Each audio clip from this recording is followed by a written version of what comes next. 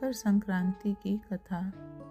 धर्मशास्त्रों में वर्णित पौराणिक कथा के अनुसार सूर्यदेव की दो पत्नियां थीं, एक छाया और एक संज्ञा।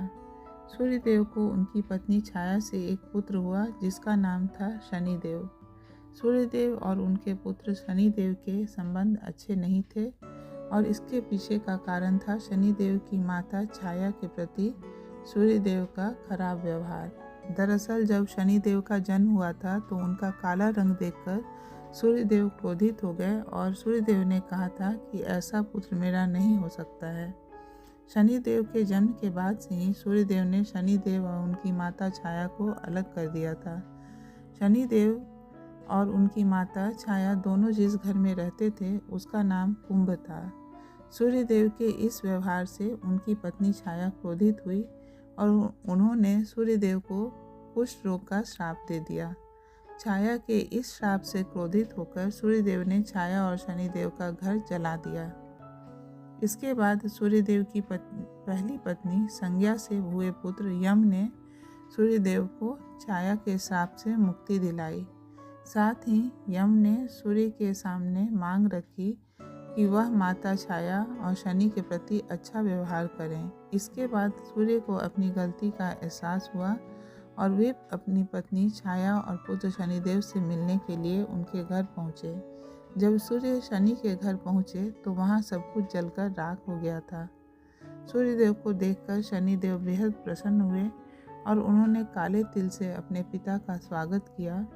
शनिदेव के इस व्यवहार से सूर्यदेव बहुत प्रसन्न हुए। सूर्यदेव ने शनिदेव को एक नया घर भेंट किया जिसका नाम मकर था। सूर्यदेव के आशीर्वाद से शनिदेव दो राशियां कुंभ और मकर के स्वामी बन गए। सूर्यदेव ने शनिदेव को आशीर्वाद दिया कि जब भी उनसे मिलने उनके घर आएंगे तो उनका घर धन धान्य से भर जाएगा।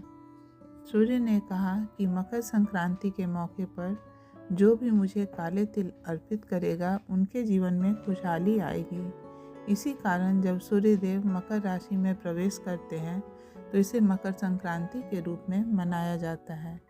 मकर संक्रांति के मौके पर सूर्यदेव की पूजा में काले तिल का इस्तेमाल करने से धन्य धान्य की कमी नहीं रहती है। मकर संक्रांति से जुड़ी एक अन्य पौराणिक कथा के अनुसार एक समय में प्रभावशाली कपिल मुनि रहते थे। एक बार कपिल मुनि पर राजा सगर के पुत्रों ने देव इंद्र का घोड़ा चोरी करने का झूठा आरोप लगा दिया था। झूठे आरोप से क्रोधित होकर कपिल मुनि ने राजा सगर के 60,000 पुत्रों को भस्म होने का श्राप दे दिया। इसके बाद राजा सगर ने देव इंद्र से सिफारिश की और देव इंद्र के द्वारा ऋषि से माफ़ी मांगने पर कपिल मुनि का गुस्सा शांत हुआ। उनकी माफ़ी पर कपिल मुनि ने श्राप से छुटकारा पाने के उपाय के तौर पर बताया कि इस श्राप से मुक्ति पाने के लिए माँ गंगा को किसी भी तरह पृथ्वी पर लाना होगा। राजा सगर के पोते अंशुमान और राजा भगीरथ की कठोर तपस्या के बाद पृथ्वी पर माँ गंगा प्रकट हुई। धार्मिक मान्यता के अनुसार इसके बाद जब राजा सगर के 60,000 पुत्रों को मोक्ष की प्राप्ति हुई तब से हर साल मकर संक्रांति का पर्व मनाया जाता है और मकर संक्रांति पर गंगा स्नान की मान्यता चली आ रही है।